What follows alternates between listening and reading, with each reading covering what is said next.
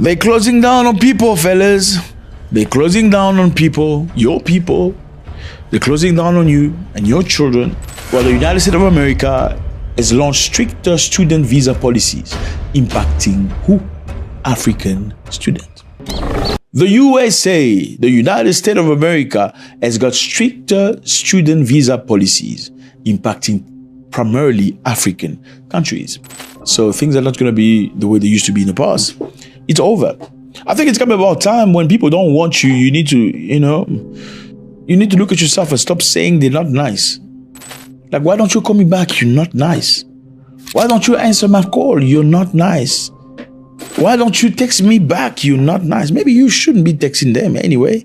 Maybe you gotta stop texting them. Maybe you gotta stop calling them so they can value you. How about that? How about you find other friends? Like, but I like him. He looks like a nice person. Oh man, look, he doesn't like you. Clearly, he doesn't respect you. If he doesn't answer you back, at least after 4 hours, that's already cutting the line. Like 4 hours. Everybody have their phone in their hand, right? Listen, everybody have their phone in their hand. If they haven't answered you, it's not because he's busy. He's not busy. It's not work. You're just not that important. I'm sorry. I know I just hurt somebody's feelings right now. But I gotta tell you the truth. That's why you come here, right? You come here because you want to hear the truth. Everybody have their cell phones, It comes a time, whether you're the busiest guy in the world or woman, you will lie in bed doing nothing for a couple of minutes. You're going to have your phone in your hand and scrolling. You see all those messages. People see your messages on WhatsApp even before they open them. Trust me. Don't worry. Say yes and open. They've already saw the message. They saw the message. They just don't value you like that. Okay? So what are you going to do? Cry over it? No. Put up your grandmother's pants and find out a friend. Give you some value, some self-value. Fellas, USA of America has changed things for African people. Number one, for your kids to get a visa to go to the United States of America, things have changed. Social media profile must be made public. Yes, they must scrutinize your social media. See your comment, see your post. Have you ever posted about Afghanistan? What did you say? Have you ever posted about USA bombing Iran? What was your stance? Were you agreeing with Mr. Trump bombing Iran nuclear facilities? Or were you against them? They need to see that. Your social media has to be open. No more private stuff. You're not going to get no visa. Number two, the U.S. mission in Nigeria, meaning the Embassy of the United States of America in Nigeria, it says, if your child drops out of school, back to Nigeria. Pausing or not going to school for a few days, back to Nigeria. Abandoning or doing anything that's weird without telling the institution, which is the school, back in Nigeria. No more going to the USA, supposedly on a student visa and be staying home. None of that. Or selling a goosey in a corner to make some extra money. None of that. They're going to send you back to Ogunu State. Finish. To number three, once your child is in the US, they may remain for the academic program duration. If they have emergencies, holidays, or internship, they must reapply. Okay? So, if your child leave, they want to come back, they must reapply for a visa. If there's an emergency, somebody shit on themselves back in Nigeria. No shit. Forget about shitting on themselves. Some auntie finally is getting married at 47 years old. Forget about that also. What? Okay, Boko Haram. No, not Boko Haram. Okay, let's leave Nigeria alone.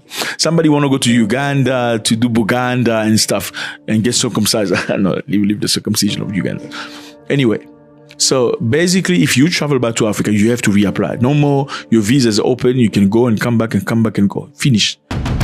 Number four, they will cap your visas to 4 years, okay? 4 years maximum. So meaning, even if your program, okay, your studies program is beyond 4 years, after 4 years, you have to reapply for another visa. Okay? That's if you do good in school. If you don't do good in school, they're going to reassess whether you deserve a visa to the United States or not. And this is not just happening in the US. It is happening in the UK too. They don't want you, my brother. This shift primarily affects sub-Saharan African. Yeah. Okay? Now, Nigerians, Ghanaians, Ethiopians, and all that, those are the people that are affected. Okay? It introduces anxiety and disrupted academic plans. Like kids used to, with their family, make plans on how long they're going, when they're coming back. It's not going to be like that anymore. It's not smooth anymore. I'm coming back on Christmas. My brother, you come back on Christmas, you may have to reapply for the visa. And what are the risks? They may say, okay, for the 6 months you be in America, you ate too much chocolate, you looked at too much nyash from the white girl. Forget about it. You're not going back to the US. So people are not going back to Nigeria. Okay? Now, why are they doing this? Because of overstay. You don't go back to your countries, they say. They say you don't go back to your countries when you go to the US. Okay, Americans, when they go to Africa, they go back to America. I know you don't like hearing that, but I'm always going to tell you the truth, okay? Australians come to Africa, they do and they go. Okay, some of them will loot and stay. They also create business for your uncles to work. You remember that uncle of yours who's a fake engineer? He goes to that Australian company. I know they don't pay him adequately, but he got some pride. He tells people, I work in an Australian company. Anyway, what I'm trying to say is, you don't go back. The Gabonese president, you see this guy? He canceled all national bursaries to the United States of America. Gabon used to give bursary to students to go study in the US. He said, no, I'm not doing this no more. He was speaking to his own people. This year, there will be no scholarships for the United States and none for Canada either, because studying there is expensive. You elected me to tell you the truth. It's expensive, and those who go there never come back. Did he tell you that? He never comes back to the country. He's going to get his doctorate in medicine or something else. What does he do? He prefers to work here because it pays better. That's human instinct. He wants to live better in the country. What's the point of giving scholarships to Gabonese people who come here and end up staying here? Because everyone who gets a scholarship here doesn't go back. And what's even worse is that your children have dual nationality. I get it, they are Gabonese, but they're also Americans. So if Gabon doesn't do its part, America does its part. Why do you want to have two scholarships for the same child? We prefer to give the scholarship to someone who is going to Senegal, Ghana, or Morocco because we know they will come back. So if you have children, guide your children towards Senegal or Morocco, and they will come back, they will get scholarships. He says, I'm not doing this anymore. Why? Because you guys come here, you never come back to Gabon. Why should the state invest in you so you can run away? You go live in America. No. Now, people were very angry because I spoke about it the other day. Some Gabonese people came from you must talk about your country. Gabonese are like South Africans. You talk about a country, they come bomb you. Talk about your country. You talk about your country. Yeah. We talk about all countries, man. We're not scared of you. I got big biceps. I'm not scared of you. I'll beat you up bad. I'm just kidding. I'm a lover, man. Okay? That's what it is. The UK is doing a very similar thing. What's happening in the UK? The UK says students overstay their visas. They don't return. And some students apply for asylum after arrival, imagine. You just arrive at somebody else's country. You haven't even used your visa as a student. You've already applied as asylum. Brother, we have a real problem in Africa. Africans don't like Africa, but they like president. Africans hate Africa, but they lack president. So basically, they hate the country. They want to go somewhere else. But if you talk about their president, they get upset with you. Why? Because the presidency from their tribe. Africans don't want to be in Africa. But if you make a negative comment about their president, they come for you. Why? Because the president is from their country. I mean, what kind of reasoning is that? You hate your country. You do hate your country. If you don't hate your country, now why don't you return? Okay, why don't you return? Well, I can understand if you got businesses here and there. You know, you can go here, you can go there. You can, like some of us. Like, you don't go back to your country after 10 years. You want to stay in other people's country. You hate your country. You must admit it. Why do you hate your country? You hate your country because you hate the leaders. But you just want to have the monopoly of hating the leaders. You don't want other people to talk about your leaders because they come from the same tribe as your mother. And because they come from the same tribe of your mother, you are blind to all the negative things that they do. But you yourself, you will never live in that country. Now, what kind of disease is that? Americans racist? I'm just asking. You tell me. Are they racist for saying to you, go back to your country, your shithole country, and go fix it? Yes, because you don't want to fix it. Why don't you want to fix it? Or the government's going to abduct me. Do they abduct people in Africa? Yes, they do. Why do they abduct people? Because some other people tell on other people. Oh, those other people are also suffering, but they tell on other people that are suffering and they get abducted by the very government they don't like. How do you explain that? Now, can the government unalive everybody? They can't. Why can't people stand against the government and ask for justice? Africa's got gold, diamond, uranium, cobalt, you name it. All these Americans and Japanese and everybody wants part of Africa. They want strategic positioning so they can have the cobalt, so they can have the batteries, they can have the power for the vehicles that is powered by solar or whatever. They need Africa. Why can't Africans do something about that? You see that wealth is not the things you got underground. Wealth is not the gold, the diamonds, the uranium, the lithium. Wealth is brains, my brother. It's brains. Without the brains, you ain't doing nothing with your uranium. Listen, they can give you all the uranium you want. Look at this country. It's called DRC, Democratic Republic of Congo. It's one of the poorest country in the world. Poorest country in the world. There's a war for 30 years. People just die every day like mosquitoes. People don't count it. It's like dead.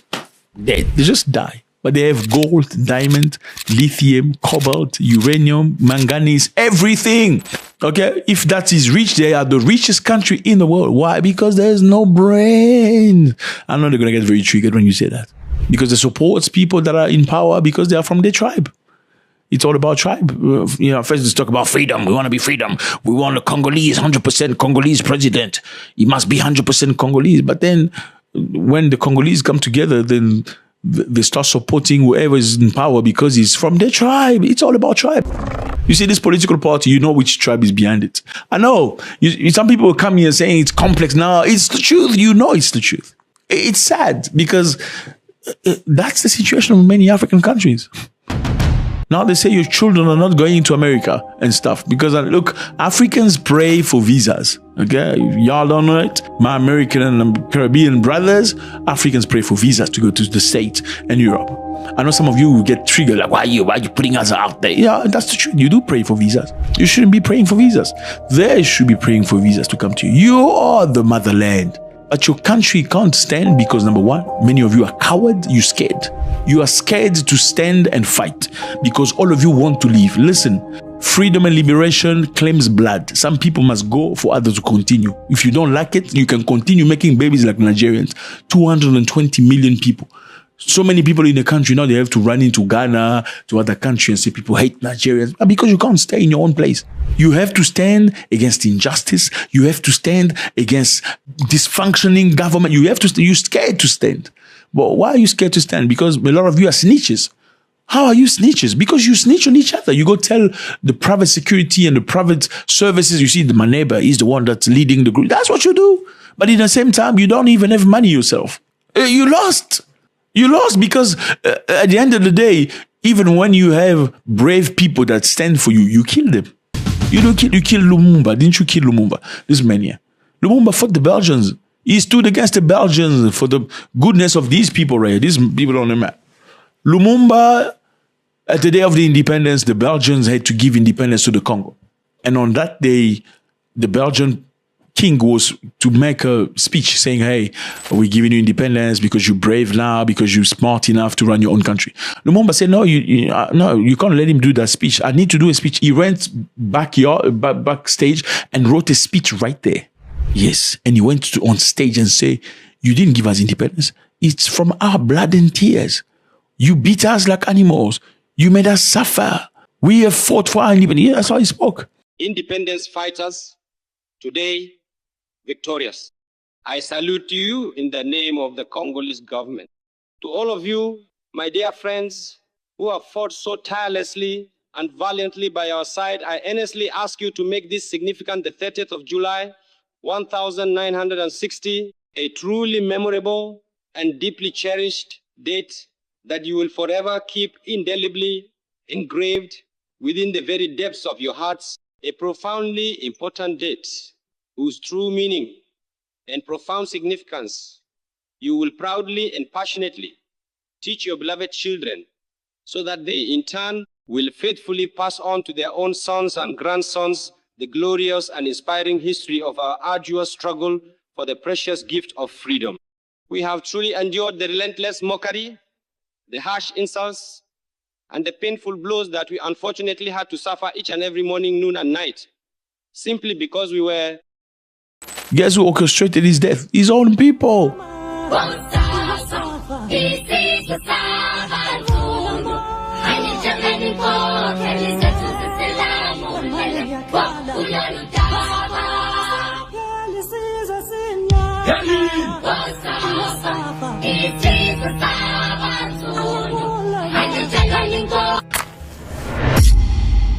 That's why the country is suffering. And I mean, you wonder why. Do you think God can send his person to come and liberate you and you kill him like that and you're going to be fine? You can't be fine. So, Manuel, Yes. are you happy now then? Oh, yes, yet I am so happy. Not bad, huh? I am so happy. Why are you happy? Because Lumumba is dead? Yes, surely. It's just like I told you last time on television that if this man is not dead, then we wouldn't be commemorating him a little seriously. I am so happy. You can even see me laughing because I am so happy.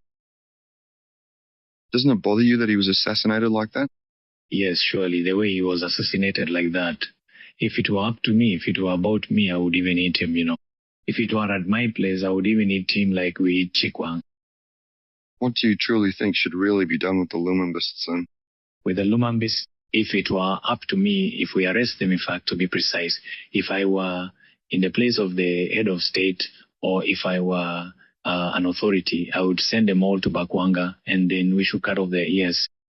And today you cut off their ear, tomorrow you cut off their arms, the day after you cut off their legs, and you leave them like that from the end of their life until they die. So you take them and put them up like statues, like skeletons. Yes, but People from the DRC need to go kneel down and ask God for forgiveness for unaliving Lumumba. Now, how many times have you seen white people unalive each other for black people? I don't know. Is Trump right? Yes, you must go back to your country and fix your country. Well, if you don't like your country because it's a shithole country and most of your people are just negative people, they accuse each other, they snitch on one another, then move to the next African country, provided that you bring value. Okay, have some good skills, have some good interpersonal skill, be well-mannered, don't make too much noise, fit in, learn the language. From early 2025, minimum fund required for students has rose significantly.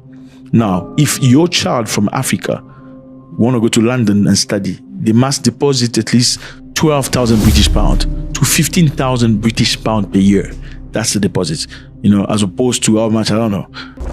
Back in time, a lot of Africans have become British. You see plenty of them British. They're not even faithful to Britain. They are faithful to the African countries. So they must kick you out. I'm sorry. I know you're going to hate me. I don't care. That's the truth. The truth is you're not faithful to British. You're not, in your heart, you're not British. That's why you hate Kemi Banadok, that Nigerian woman who became British. You hate her. You say, why do you don't like her? Nigerians hate this woman because she said she's British. She's not Nigerian. No, you went to other people's country to get a passport for what? That's why they don't want you. You coming to my country, you want to have my passport, but you want to stay faithful and loyal to your country. It's not even normal. Now imagine somebody comes to your country, okay? He stays there, I love the country, blah, blah, blah. You get the document. Then he says he's faithful to his country. Does that make sense? You feel like you've lost. Why do you have my citizenship? That's what I'm saying. So longer path to residency, good. Now instead of 5 years waiting to get a British nationality, you're going to have to wait for 10 years. It's good. Go back to your country, fix your country. Go back.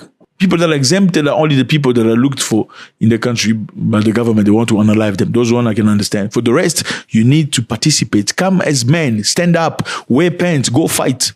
And I understand some of your countries are snitch. They will snitch on you. They will unalive you. That's why you're scared to go. Go to the next country where things are normal. God bless.